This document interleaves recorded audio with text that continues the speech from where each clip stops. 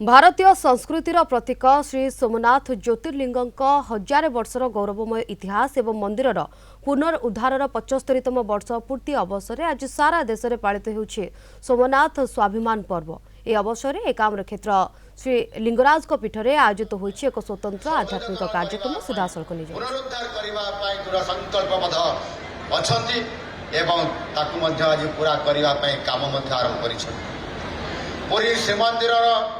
श्रृंखलित नीति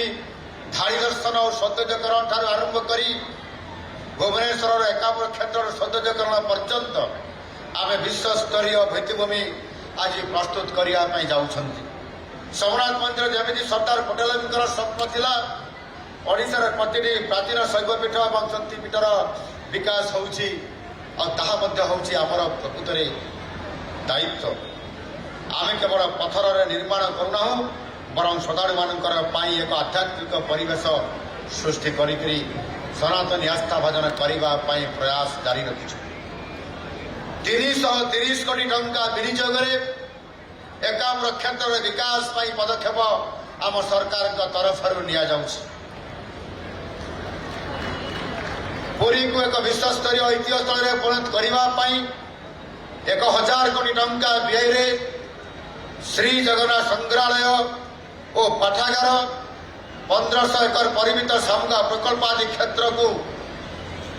एक आधुनिक प्रकल्प आमर कार्यक्रम जारी रही तार डीपीआर प्रस्तुति चली। आगामी दिन में निश्चित भाव में एक विश्वस्तरीय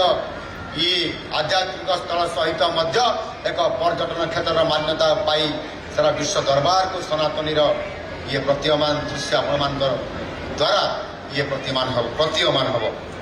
श्री जगन्नाथ दर्शन योजना आम सरकार आर्थिक दुर्बल श्रेणी लोक मान जो माने निज जीवन सारे थरेटिए पुरी श्रीक्षेत्र जाई महाप्रभु को दर्शन करने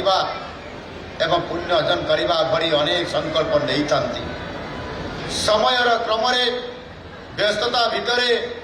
एवं आज तेल जन दुनिया ये अभावग्रस्त समय अनेक समय समाने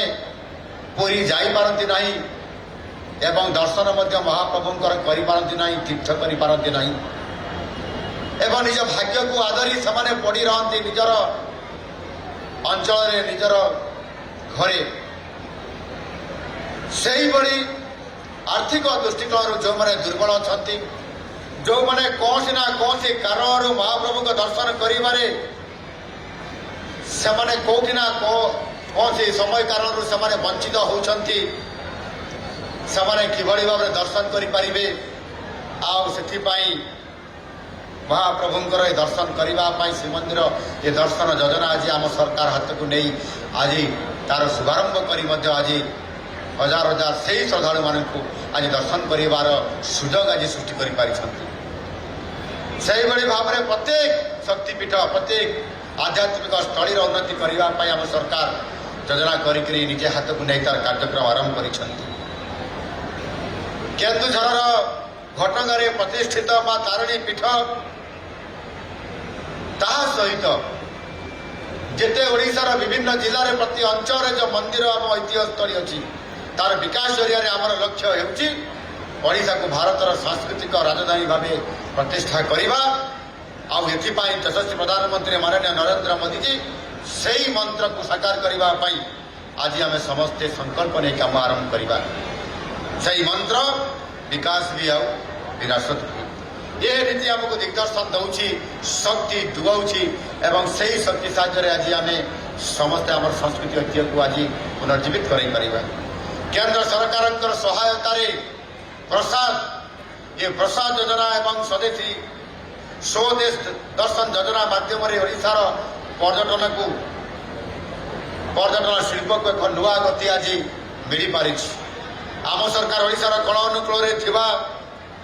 छोट बड़ मंदिर मरामती सौंदर्यकरण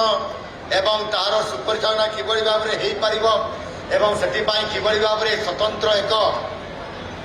सुपरिचालना करने पांठी गठन हो पार आज सरकार निजे प्रत्यक्ष भाव में ये कथा को आज देखुंट। यह केवल एक धर्मीय कार्य नुहे यह द्वारा हजार हजार स्थानीय लोकंकर रोजगार सृष्टि हेबार मध्य ये बहुत बड़ा गोटाए सुयोग सृष्टि हेबा पई ये योजना रखा जाइछि।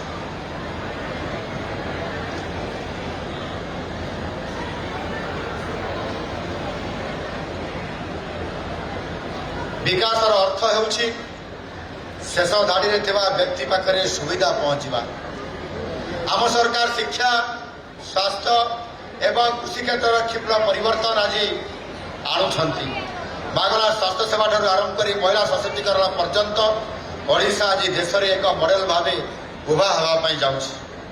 आमर जनजाति भाई भाई मानकर संस्कृति को सुरक्षा देवा सहित सेमानकर किभଳି भाव आर्थिक उन्नति आसिब सेथिपाई मध्य एवं सेमानकु समाज मुख्य क्षेत्र में सामिल करवा ये काम को मध्य आज स्वतंत्र भावे आज आम दृष्टि देवा सहित एक विकास स्वतंत्र विकास परिषद मान गठन करी आमे ताकु मध्य फोकस करूछु। समना जमिति विपत्ति समय धैर्य धरिबार शिक्षा दिए आम सरकार सेमिति सबु बाधा विघ्न को एड़ाई ओडिशा को एक समृद्धिशाली समृद्ध ओडिशा रे पहुंच करिवार एक नुआ ओडिशा रे पहुंच करिवार आम सरकार आज प्रतिश्रुति